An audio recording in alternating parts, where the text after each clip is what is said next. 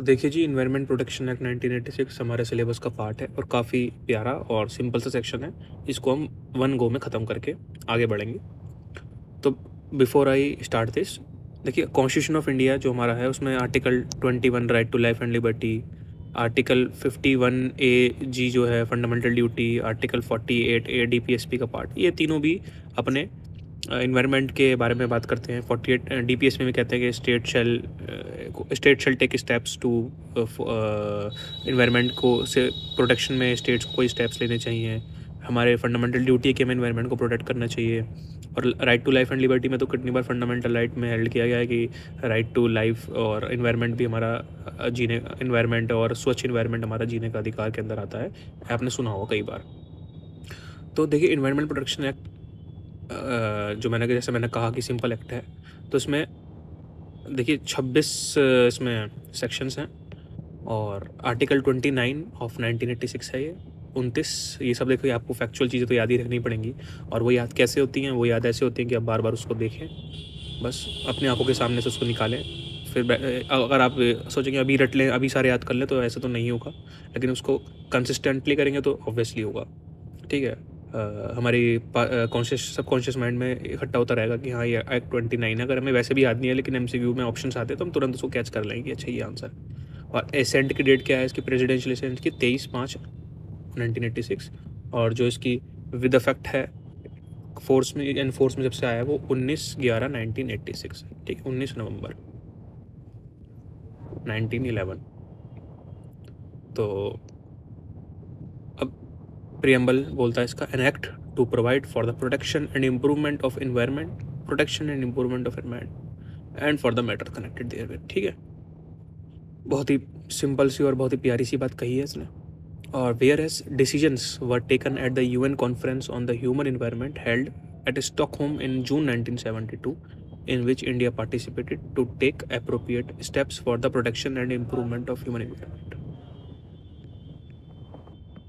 तो ध्यान रखना, स्टॉकहोम कॉन्फ्रेंस कब हुई थी? जून में 1972 में। तो उसमें इंडिया ने पार्टिसिपेट किया था। वहाँ पे स्टेप्स लेने के लिए प्रण लिया गया था कि हम इन्वायरमेंट को प्रोटेक्ट करेंगे, पर्यावरण की सुरक्षा करेंगे, and where it is considered necessary further to implement the decision aforesaid in so far as they relate to protection and improvement of environment and the prevention of hazards to the human beings, other living creature, plant, property। तो environment को protect करना और जो भी hazards होते हैं उससे humans को बचाना, लिविंग क्रिएचर, जल जीवन संपत्ति, सबको जो भी इन्वायरमेंटल हजार्ड्स होते हैं उनसे सुरक्षा प्रदान करने का हमने इसमें प्रियम्बल में बात कही है। ठीक है जी। 37th year of republic as follows. कोई बात नहीं, ये अब हम पढ़ते हैं section first. This act may be called environment protection act. It extends to whole of India and it shall come on सर्च date as the central government may by notification in the official gazette specify 19 November, जैसे मैंने बताया 19/11/86। 19/11, ठीक है, 19/11 ध्यान रखना, 1911। और definition देखिए, डेफिनेशन क्लॉज बहुत इंपॉर्टेंट है, इसका क्वेश्चन यहीं से बनने की पूरी चांसेस हैं। तो सबसे पहले देखिए 2A है। तो जब हम इन्वायरमेंट एक्ट की बात कर रहे हैं तो सबसे पहले भी डेफिनेशन हमें इन्वायरमेंट की समझनी पड़ेगी ना, तो इसलिए 2A में इन्वायरमेंट बता रखा है, includes water, air, land and, ये इंपॉर्टेंट है, and inter relationship which exist among between water, air, land. तो वाटर, एयर एंड लैंड और जो उनमें संबंध है, इंटर रिलेशनशिप जो उसमें है, एंड जो उनकी डिपेंडेंसी एक दूसरे पे है उन सब के बारे में, and human beings, other living creatures, plant, micro organism and property. इसको फिर से एक बार हम रीडिंग करेंगे क्योंकि इंपॉर्टेंट है ये। Environment includes water, air and land and the inter relationship which exist among water, air, land, human beings, other living creatures, plant, micro organisms and property. बहुत ही प्यारी डेफिनेशन। सेक्शन 2B बताता है, देखो 2B और C ध्यान रखना। 2B बताता है इन्वायरमेंट पॉल्यूटेंट, 2C बताता है इन्वायरमेंट पॉल्यूशन। तो इसमें कंफ्यूज मत होना कि B में पॉल्यूशन है, C में। पहले पॉल्यूटेंट है फिर पॉल्यूशन है। पॉल्यूटेंट है जो, पॉल्यूटेंट मतलब कोई पार्टिकल हो गया, और पॉल्यूशन जो कॉज है उसका। तो pollutant means any solid, liquid, gaseous substance present in such concentration which is injurious to environment. जैसे हमारा अभी AQI चल रहा है ना, AQI किस वजह से होता है भाई? कहते हैं कि पटाखे फोड़े, पराली जला दी, तो और एमिशन हुआ, इंडस्ट्रियल एमिशंस हुआ, तो वो सब इन्वायरमेंटल पॉल्यूटेंट हैं। ठीक है, कि इतने पॉल्यूटेंट्स होने चाहिए, मतलब इतना पॉल्यूटेंट्स की लिमिट होनी चाहिए, उसके ऊपर वो हजार्डियस हो जाएगा। तो इन्वायरमेंटल पॉल्यूटेंट्स वो हो गए। और pollution means the presence in the environment of any environmental pollutant. तो उस पॉल्यूटेंट को पर्यावरण में होना को बोलते हैं एनवायरमेंट पॉल्यूशन। ठीक है भाई। पहले तो नेक्स्ट सेक्शन है subsection 2D, which talks about handling. Handling in relation to any substance means the manufacture, processing, treatment, package, storage, transportation, use, collection, destruction, conversion, offering for sale, transfer or the like of such substance। तो handling मतलब है कि handling मतलब वही है कि आप किसी भी सब्सटेंस, जैसे सपोज करिए मेरी एक जैसे मेरी उसकी कंपनी है, लेदर कंपनी है मेरी सपोज़। तो मैं जो भी लेदर से रिलेटेड मैं उसमें केमिकल्स यूज़ कर रहा हूँ, वेस्ट वाटर यूज़ कर रहा हूँ, उससे जो भी मैं उसका मैन्युफैक्चरिंग के प्रोसेस को, उसमें प्रोसेसिंग वाटर यूज़ हो रहा है उसके ट्रीटमेंट में, है ना, मैं कुछ स्टोर कर रहा हूँ, तो उस सब चीज़ को हैंडलिंग कहा गया है।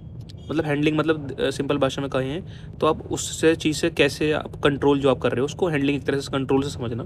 तो handling in relation to any substance means the manufacture. आप उसको कुछ निर्माण कर रहे हो, आप मैं सपोज करो रबड़ मैन्युफैक्चर कर रहे हो आप, तो आपका ये जाएगा कि आप यू आर हैंडलिंग, आप हैंडलिंग के डेफिनेशन में फॉल कर रहे हो। ठीक है, और प्रोसेस कर रहे हो, कुछ ट्रीटमेंट कर रहे हो, पैकेजिंग कर रहे हो, स्टोरेज कर रहे हो, ट्रांसपोर्ट कर रहे हो, आप किसी केमिकल को आप यहाँ से एक जगह से दूसरी जगह ट्रांसपोर्ट कर रहे हो।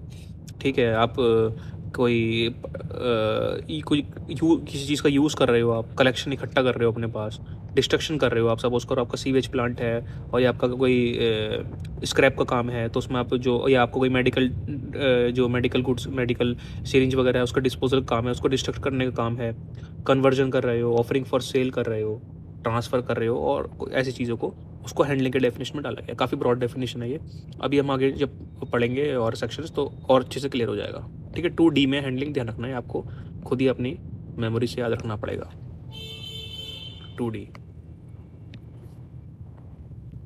2 ये इग्नोर कर दो उसको, 2CA को ये हटाओ, इसको के बारे में बात करी गई है। Hazardous substance means any substance और preparation by reason of its chemical or psychochemical properties or handling is liable to cause harm to human beings or other living creatures, plant, microorganism, property or the environment।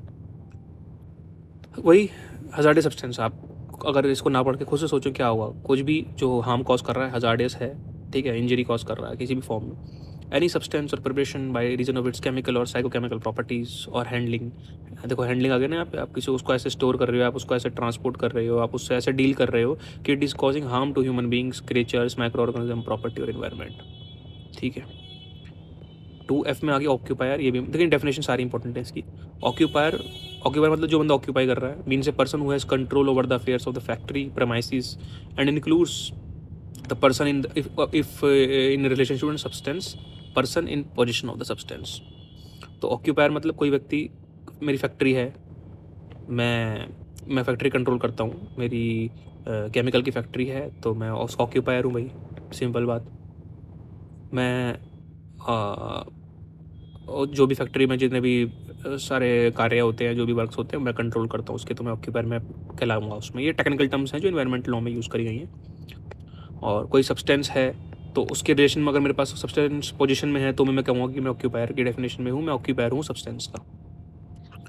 Ji prescribed under the rules, बस definition ख़त्म। अब आते हैं power of central government to take measures to protect and improve environment.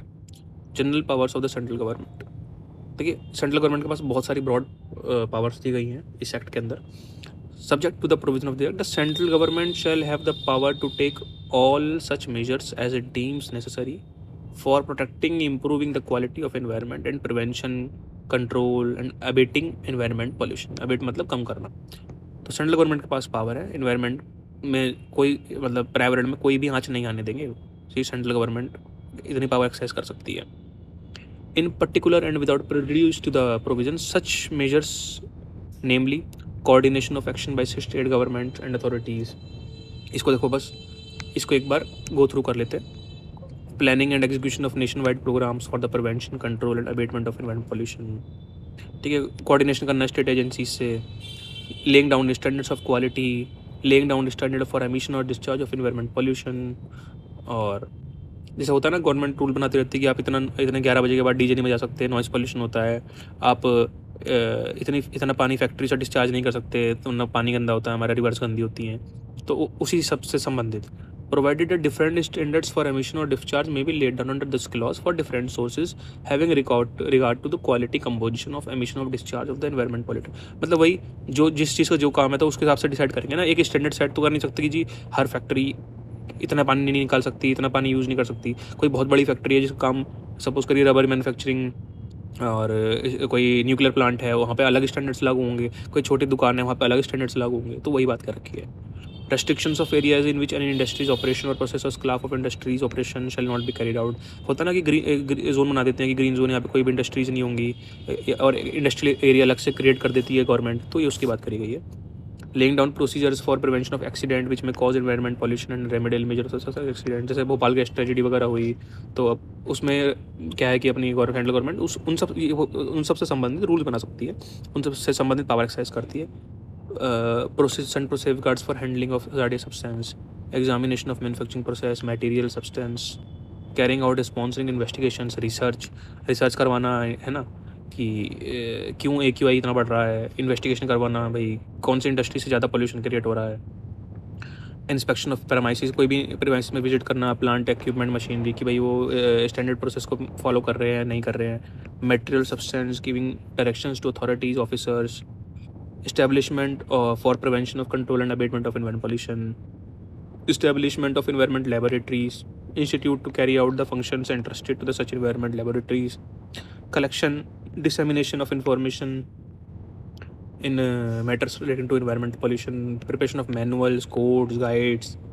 ठीक है, other matters है central government deem necessary. तो बहुत ही सिंपल प्रोविजन है ये। Central government may if it consider it necessary to expedient to do for the purpose of this act or by order published in official gazette, constitute an authority or authorities by such name or names as may be specified in order for the purpose of exercising and performing such of the power। मतलब central government कोई भी authorities create कर सकती है कि जी ये authorities हैं, जैसे NGT वगैरह हो गई अपनी, और ऑफिसर्स हो गए कि जी ये चेक करते रहेंगे कि ताकि इन्वायरमेंट का हजार्ड ना हो और इन्वायरमेंट को प्रोटेक्ट करा जाए। तो ऑफिसर्स वो ऑथराइज कर सकते हैं फंक्शंस, ठीक है, of the central government under this act for taking measures, वही टू टेक मेजर्स करने के लिए, to as may be mentioned. बस वही बात है इसमें कि ये डेलीगेट कर सकते हैं पावर्स, मतलब ये अपनी अथॉरिटीज़ को गठन कर सकते हैं जिससे जो इन सब का देख रेख करे। अभी appointment and officers power, appointments of officers, central government may appoint officers which such designation as may deem fit and may entrust to them such of the powers, और general control of the central government. ठीक है, central government authority बना रही हैं तो control भी उनका ही रहेगा, जाहिर सी बात है। और if so directed by the government also authorities, बहुत सिंपल सेक्शन है, बस इसमें ये जानना है हमें। 3, 4, 3 में जान लिया हमने सेंट्रल गवर्नमेंट की ब्रॉड पावर्स हैं, 4 में अथॉरिटीज़ हो गई, 5 में हो गए पावर टू गिव डायरेक्शंस। तो सेंट्रल गवर्नमेंट डायरेक्शंस पास कर सकती है टू एन अथॉरिटी, और उनको उससे कंप्लाई करना पड़ेगा। देखिए मैंने कहा था ना सिंपल सेक्शन, इसमें जब आप रीडिंग करते रहेंगे आपको वैसे ही समझ में आता रहेगा। For the avoidance of doubts it is declared that powers to issue directions include the power to closure of an industry, prohibition, regulation of an industry, stoppage और regulation of the supply of electricity और water. मतलब किसी की बिजली काटना, किसी को industry को बंद करना, अगर वो रूल्स रेगुलेशंस फॉलो नहीं कर रही तो वो सब डायरेक्शंस भी सेंट्रल गवर्नमेंट दे सकती है। अब ये देखिए 5A इंपॉर्टेंट है। 5A appeal to NGT, appeal to NGT, the any person aggrieved by any directions issued under section 5। अब सेक्शन 5 में क्या था कि आपने सपोज करो सेंट्रल गवर्नमेंट कहा दिया कि आप अपनी इंडस्ट्री बंद करो या अपना काम स्टॉप करो, या अपनी क्या बोलते हैं इलेक्ट्रिसिटी कट कर दो इनकी। अब जिसकी करी है बेचारे की, उसके पास क्या रेमेडी है, तो वो जा सकता है अपील में। Any person aggrieved by any directions issued under Section 5 on or after the commencement of NGT Act may file an appeal to the NGT established under Section 3 of NGT Act. तो जो भी appeal file होगी ध्यान रखना बस NGT में होगी, national agreement tribunal में, एज पर जो नेशनल एग्रीमेंट ट्रिब्यूनल एक्ट है 2010 का, वो सब गवर्न करता है इस चीज़ से। हमें बस ये ध्यान रखना है कि अपील कहाँ होगी, NGT नेशनल एग्रीमेंट ट्रिब्यूनल। ठीक है जी। 5 है ऑन और after commencement of NGT act, तो ये भी ध्यान रखना। 5 में ध्यान रखना, 5 में डायरेक्शंस की पावर्स हैं, क्लोजर वगैरह करने की, इलेक्ट्रिसिटी कट करने की, स्टॉपेज ऑफ वर्क करने की। Rules to regulate environment pollution, central government may make rules, वो रूल्स बना सकते हैं, वही सेम सिमिलर बातें लिखी हैं इसमें again and again. Standard of quality of air, water, soil, maximum allowable limit of concentration, procedure and safe guard, prohibition and restriction of handling of substances, prohibition and restriction on location of industries, procedure and safe guard for the prevention of accidents. वही उसमें rule था, किसी में directions हैं तो 6 में rules हैं, वही सेम बात इसमें आप चाहे पढ़ लोगे तो समझ में आ रहा होगा कि जो हमने ऊपर पढ़ा वही इसमें रिट्रेट कर रखा है। 7 में आ जाते हैं। Persons carrying on industry operations not to allow emission or discharge environmental pollutants in excess of the standards, ये इंपॉर्टेंट है। ये कह रहा है कि जो भी इंडस्ट्री खोल रखी है आपने, ये चिमनी है, तो आपको लिमिट, जो भी स्टैंडर्ड्स प्रोसीजर्स हैं वो फॉलो करने पड़ेंगे, लिमिट में रहना पड़ेगा आपको, ज़्यादा उछल कूद नहीं करनी।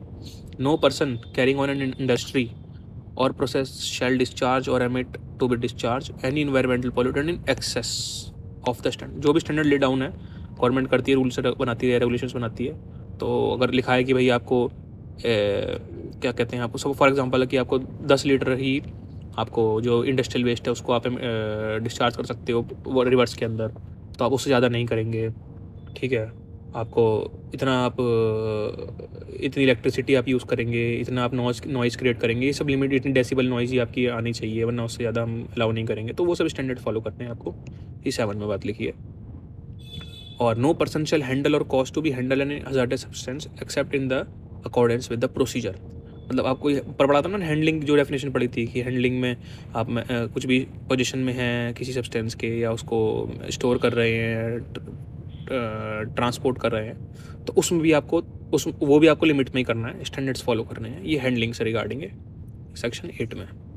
और सेक्शन 9 में है furnishing of information to authorities where the discharge of any environment pollutant is in excess of the prescribed standards. मैंने बताया ना, स्टैंडर्ड में रहकर करना पड़ेगा, लिमिट में अकर्स, लेकिन अगर वो लिमिट में नहीं रहते और उसको लांग देते हैं सीमा को, ड्यू टू एन एक्सीडेंट और other unforeseen circumstances, the person responsible for such discharge and the person in charge of the place shall be bound to prevent or mitigate the environment pollution caused as a result of such discharge and shall also intimate the fact and be bound to render all assistance। देखिए इसमें लिखा है unforeseen circumstances की बात लिखी है कि खुदा ना खास्ता, है ना, कि by chance, God forbid, due to any accident or unforeseen act, कुछ चीज़ हो गया, एक्सीडेंट हो गया, फॉर एग्जांपल हम भोपाल गैस ट्रेजेडी की बात करते हैं, तो अनफोर्सिन एक्ट अगर हो गया, फॉर एग्जांपल नेग्लिजेंस की बात नहीं कर रहे हैं यहाँ पे, अनफोर्सिन एक्ट की बात कर रहे हैं हम। अब वो पता नहीं कैसे हुआ, वो इसमें नहीं लिखा ना, उसमें हमें घुसना,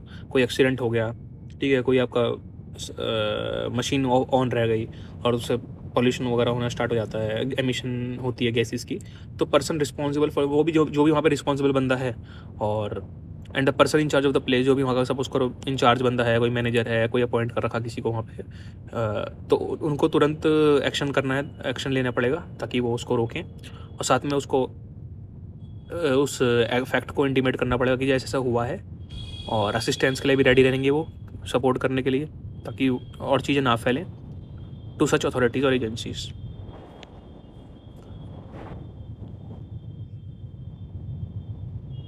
और जैसे ही इंटीमेट करते हैं फैक्ट आपको, तो सब लोग अपने काम पे लग जाएंगे as early as possible, cause such remedial measures. वही अपना भाई जो भी है, सपोज करो फायर प्रिवेंशन करनी है, तो फायर एक्सटिंग्विशर्स, मतलब फायर बोलते हो ना,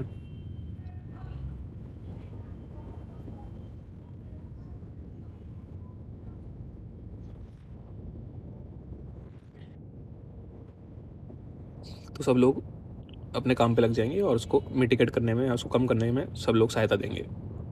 और अब जब जो खर्चा होगा वो कौन देगा? The expenses incurred by an authority और agency with respect to the remedial measures together with an interest from the date when a demand for the expenses is made until it is paid may be recovered by the such authority. अब ये ध्यान रखना important चीज़ कि अब जो भी खर्चा पानी हुआ है वो कौन देगा? वही देंगे और इंटरेस्ट भी देंगे वो। और